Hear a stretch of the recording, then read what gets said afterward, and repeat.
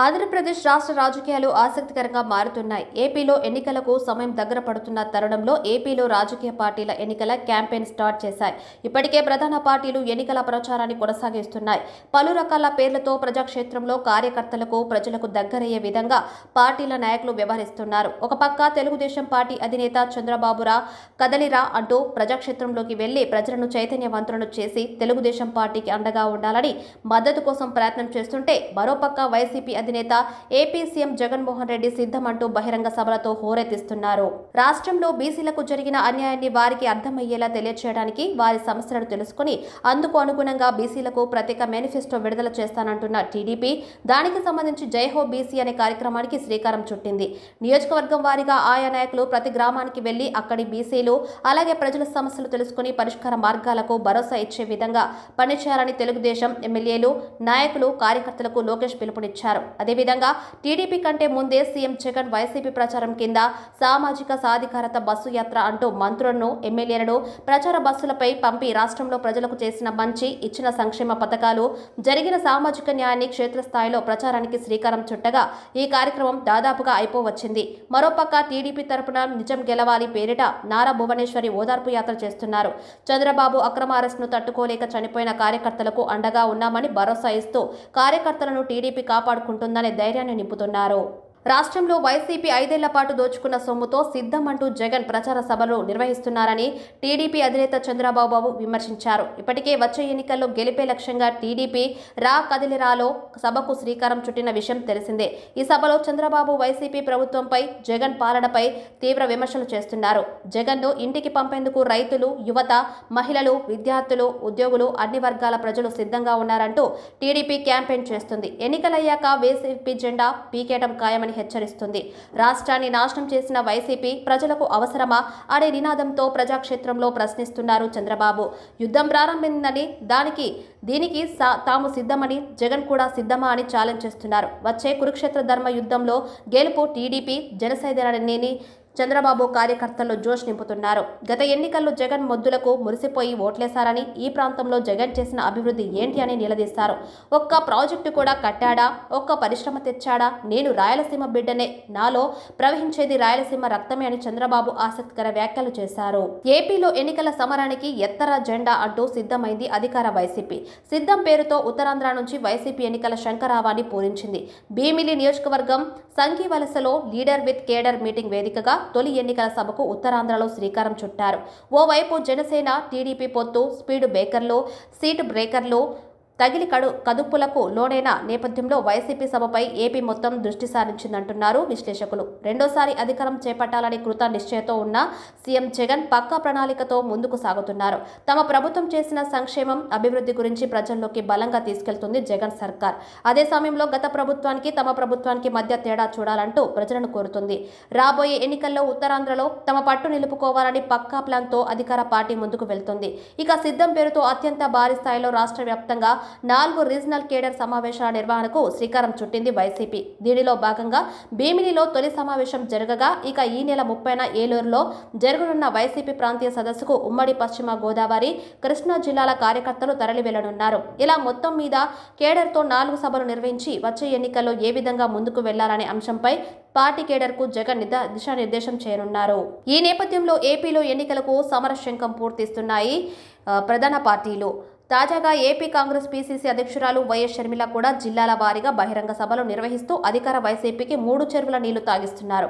Jagan and co చేస్తున్న అరాచకాలను ప్రజాక్షేత్రంలో ఎండగడుతూ, జగన్ తనకు చేసిన అన్యాయాన్ని బయటపెడుతూ ప్రజల్లో సింపతి కూడగట్టుకుంటున్నారు. ఇక ఇప్పటికే గతంలో పలుమార్లు వారాహి విజయ యాత్ర పేరిట జనసేన పార్టీ అధినాయకులు పవన్ కళ్యాణ్ యాత్ర, బహిరంగ సభలు నిర్వహించారు. ఇక ఇదే సమయంలో మళ్లీ జనసేన అధినేత పవన్ కళ్యాణ్ కూడా త్వరలోనే రంగంలోకి దిగనున్నారు. వచ్చే ఎన్నికల్లో తెలుగుదేశం పార్టీతో కలిసి ముందుకు సాగాలని నిర్ణయించుకున్న పవన్ కళ్యాణ్ ఉన్న సీట్ల సర్దుబాటు అంశానికి తాలూకు ఇబ్బందిని పక్కన పెట్టి వైసీపీ అధినేత జగన్మోహన్ రెడ్డిని ఓడించడమే ధ్యేయంగా ఎన్నికల ప్రచారానికి దిగనున్నారు. ఫిబ్రవరి 4వ తేదీన ఎన్నికల ప్రచార శంఖరావాన్ని పూరించనున్నారు జనసేన అధినేత పవన్ కళ్యాణ్. రాష్ట్ర వ్యాప్తంగా పర్యటించడంతో పాటు కీలకమైన కొన్ని జిల్లాలను టార్గెట్ చేసుకుని పవన్ కళ్యాణ్ ప్రచారం చేయనున్నారు. అక్కడ వారాహి యాత్రతో పాటు కుదిరితే కొన్ని నియోజకవర్గాల్లో పవన్ కళ్యాణ్ పాదయాత్ర కూడా చేయాలని ఆలోచిస్తున్నట్టు తెలుస్తుంది. తెలుస్తోంది. ఈ దిశలోనే వ్యూహం రెడీ చేస్తున్నట్టు సమాచారం. ఇప్పటికే Pawan Kalyan route map ready అయినట్టు జనసేన వర్గాలు చెబుతున్నాయి. పవన్ కళ్యాణ్ మొదట అనకాపల్లి నియోజకవర్గం నుంచి పాదయాత్ర ప్రారంభించనున్నారని విశ్వసనీయ సమాచారం. ఈసారి ఇక్కడ నుండే పవన్ కళ్యాణ్ పోటీ చేసే అవకాశం ఉందని తెలుస్తుంది. ఉభయ గోదావరి జిల్లాలు అనంతపురం, కర్నూలు, శ్రీకాకుళం, చిత్తూరు జిల్లాలలో ప్రాథమికంగా పవన్ కళ్యాణ్ యాత్రకు రూట్ మ్యాప్ సిద్ధమైంది. అయితే అవసరాన్ని బట్టి ఈ రూట్ మ్యాప్ మారే అవకాశం కూడా ఉందని తెలుస్తుంది. పవన్ కళ్యాణ్ మాత్రమే కాకుండా పార్టీ నాయకులతో మరికొన్ని కార్యక్రమాలు కూడా నిర్ణయించి కొనసాగించనున్నారు అని సమాచారం. ఎన్నికలలో అభ్యర్థుల తరపున ప్రచారం చేయడానికి కూడా టీం రెడీ అవుతున్నట్టు తెలుస్తుంది. ఏది ఏమైనా ఆంధ్రప్రదేశ్ రాష్ట్రంలో ఎన్నికలు సమీపిస్తున్న వేళ ఇప్పటికే చంద్రబాబు ప్రభుత్వ వ్యతిరేక విధానాలను ప్రజాక్షేత్రంలో ఎండగడుతూ ప్రచారం చేస్తుంటే ఏపీ సీఎం జగన్మోహన్ రెడ్డి సంక్షేమ పథకాలను ప్రతిపక్షాల విమర్శలు తిప్పికొడుతూ ప్రచారం చేస్తున్నారు. ఇక ఫిబ్రవరి 4 నుండి రంగంలోకి దిగనున్న పవన్ కళ్యాణ్ వారాహి యాత్రతో ప్రచారాన్ని హోరెత్తించనున్నారు. ఈ జగన్మోహన్ రెడ్డి రాయలసీమకు ఒక్క ప్రాజెక్టు కట్టాడా అని మిమ్మల్ని అడుగుతున్నా. చెప్పే ధైర్యం వైఎస్ఆర్ కాంగ్రెస్ కుందా అని మిమ్మల్ని అడుగుతున్నా. 5 సంవత్సరాల ముఖ్యమంత్రిగా 12,450 కోట్ల రూపాయలు తెలుగుదేశం పార్టీ ఖర్చు పెడితే దాంట్లో కనీసం 20% ఖర్చు పెట్టిన ఈ ముఖ్యమంత్రి రాయలసీమను ఉద్ధరిస్తాడా తమ్ముళ్ళు అని మిమ్మల్ని అడుగుతున్నా.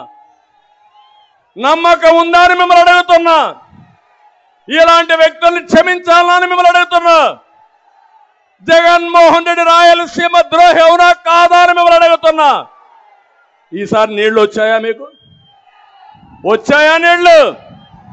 నేనుంటే నీళ్లు రాకుండా ఉండే పరిస్థితి ఉందా అని మిమ్మల్ని అడుగుతున్నా. అదే మన దూరదృష్టి. నేనేం ఆలోచించాను, ఇమ్మీడియట్ గా ముఖ్యమంత్రి అయిన రోజునే రాయలసీమకు నీళ్లు తేవాలని ముచ్చుమర్రి లిఫ్ట్ ఇరిగేషన్లు ఫైనలైజ్ చేశాను. దానివల్ల నీళ్లు కిందికి పోయినా ఆ నీళ్లని లిఫ్ట్ చేసే అవకాశాన్ని కల్పించిన పార్టీ తెలుగుదేశం పార్టీ. ఇంతేకాదు, శ్రీశైలంలో నీళ్లు పొదుపు చేయాలని కృష్ణా డెల్టాకి పట్టసీమ ద్వారా గోదావరి నీళ్లు 120 టీఎంసీ నీళ్లు తీసుకొచ్చాం. ఆ 120 టీఎంసీ నీళ్లు ఎక్కడ పెట్టామంటే శ్రీశైలంలో పెట్టాం. ఆ నీళ్లు ఎవరికి ఇచ్చామంటే రాయలసీమకి ఇచ్చాం. అదే నేను ముఖ్యమంత్రిగా ఉండుంటే అప్పటికే టెండర్లు పిలిచాను. గోదావరి నీళ్లు నాగార్ సాగర్ రైట్ మెయిన్ కెనాల్కి తీసుకురావాలని 250 టీఎంసీ నీళ్లు అక్కడ తెచ్చేవాళ్ళం. అక్కడ నీళ్లు ఇచ్చేవాళ్ళం. ఆ నీళ్లు కూడా శ్రీశైలం ఉండేటివి. అంటే దగ్గర 350 టీఎంసీ నీళ్లు రాయలసీమకి ఇవ్వాలని నా కళ, నా ఆలోచన. అది వచ్చుంటే కరువు అనే మాట ఉండేది కాదు. ఆ తర్వాత ఆలోచించాను, గోదావరి నీళ్లు నేరుగా నాగార్ సాగర్ దగ్గర తీసుకొచ్చి అక్కడి నుంచి నల్లమలై అడవుల్లో ఒక టన్నల్ కొట్టి నేరుగా బనకచెర్లకు తీసుకురావాలనేది నా ఆలోచన. అది నా దూరదృష్టి. గోదావరి నీళ్లు బనకచెర్ల గేట్వే ఆఫ్ రాయలసీమ. అక్కడి నుంచి అంద్రినీవాకు పోతాయి, తెలుగు గంగ పోతుంది, ఎస్ఆర్బిసికి పోతుంది, కేసీ కెనాల్కు పోతుంది, రాయలసీమ సస్యశ్యామలం అవుతుంది. అది నా కళని మీ అందరికీ తెలియజేస్తున్నా. టీడీపీకి వైసీపీకి పొత్తు ఉంది అన్నది నిజం. లేకపోతే 5 సంవత్సరాలలో కనీసం ఒక్కసారైనా బీజేపీ పార్టీని వ్యతిరేకించాయా? టీడీపీ పార్టీ అయినా వైసీపీ పార్టీ అయినా ఒక్క అంశంలో కూడా నిలదీయలేదు. ఎక్కడ ఏ అవసరం ఉన్నా టీడీపీ పార్టీ అయినా బీజేపీకి సపోర్ట్ చేస్తుంది, వైసీపీ పార్టీ అయినా బీజేపీకే సపోర్ట్ చేస్తుంది. మన రాష్ట్రానికి ఏం చేసింది బీజేపీ పార్టీ అని మీరు సపోర్ట్ చేస్తున్నారో టీడీపీ వైసీపీ సమాధానం చెప్పాలి. మనకు స్పెషల్ స్టేటస్ ఇచ్చుంటే మీరు సపోర్ట్ చేయండి, ప్రజలు కూడా సపోర్ట్ చేస్తారు. మనకు పోలవరం జాతీయ ప్రాజెక్టు చేసి 90% నిధులు ఇస్తామన్న మాట నిలబెట్టుకునుంటే మీరు బీజేపీ పార్టీకి సపోర్ట్ చేయండి, ప్రజలు కూడా హర్షిస్తారు. ఒకవేళ మనకు రాజధాని కట్టడానికి నిధులు ఇచ్చుంటే టీడీపీ పార్టీ అయినా వైసీపీ పార్టీ అయినా బీజేపీ పార్టీకి మీరు మద్దతు ఇవ్వండి, ప్రజలు కూడా హర్షిస్తారు. 2 కోట్ల ఉద్యోగాలలో మన బిడ్డలకు ఉద్యోగాలు ఇవ్వలేదు, మన రైతుల్ని పట్టించుకోలేదు, మనకు స్పెషల్ స్టేటస్ లేదు, మనకు ఏ మాత్రం పట్టించుకోని పార్టీకి వైసీపీ అయినా టీడీపీ పార్టీ అయినా ఎందుకు మద్దతు ఇస్తున్నారో ప్రజలకు సమాధానం చెప్పాలి. ఆఖరికి మణిపూర్ లో ఎంత మంది క్రైస్తవులను 2,000 చర్చిలను ధ్వంసం చేసిన, 60,000 క్రైస్తవులని నిర్వాసితులను చేసిన, కనీసం అప్పుడు కూడా జగన్ రెడ్డి గారు క్రైస్తవుడు అయ్యుండి కూడా ఒక్కసారి కూడా మణిపూర్ ఘటన మీదే మాట్లాడలేదు. మరి క్రైస్తవుల కడుపు మండిపోదా? క్రైస్తవులకు మనసు లేదా? క్రైస్తవులు మనుషులు కారా? మనుషులు చచ్చిపోతున్నా మీరు పట్టించుకోకుండా బీజేపీకి మద్దతు ఇస్తున్నారంటే మీరు మనుషులు అవునా కాదా? టీడీపీ పార్టీ, జగన్ రెడ్డి గారు, చంద్రబాబు గారు సమాధానం చెప్పాలి, ప్రజలకు సమాధానం చెప్పాలి. మళ్ళీ చెప్తున్నాం, ఆంధ్ర రాష్ట్రంలో ప్రజల అందరినీ హెచ్చరిస్తున్నాం. బీజేపీ పార్టీకి, టీడీపీ పార్టీకి, వైసీపీ పార్టీకి పొత్తులు ఉన్నాయి. అవి మన కంటికి కనిపించినా కనిపించకపోయినా పొత్తులు ఉన్నాయి. గత 5 సంవత్సరాలుగా చూశాం. టీడీపీ ఎంపీలైనా వైసీపీ ఎంపీలైనా బీజేపీకే మద్దతు ఇచ్చాయి. ప్రతి అంశంలో వాళ్ళ పక్కన నిలబడ్డారు. ఆఖరికి మణిపూర్ అంశంతో సహా బీజేపీ పార్టీకి తెలుగుదేశం పార్టీ, వైసీపీ పార్టీ మద్దతు ఇచ్చిన మాట వాస్తవం. మళ్ళీ ఆంధ్ర రాష్ట్ర ప్రజలు వైసీపీకి ఓటేసినా అది బీజేపీకే పడుతుంది. మళ్ళీ ఆంధ్ర రాష్ట్రంలో టీడీపీకి ఓటేసినా అది మళ్ళీ బీజేపీకే పడుతుంది. వీళ్ళిద్దరూ కలిసి బీజేపీని బలపరుస్తున్నారు తప్ప ఆంధ్ర రాష్ట్ర ప్రజల మేలు కోసం ఆలోచన చేయడం లేదు. ఆంధ్ర రాష్ట్ర ప్రజల ప్రయోజనాల కోసం ఆలోచన చేయడం లేదు. స్వలాభం కోసం ఆంధ్ర రాష్ట్ర ప్రజలను తాకట్టు పెట్టారు అన్నది వాస్తవం.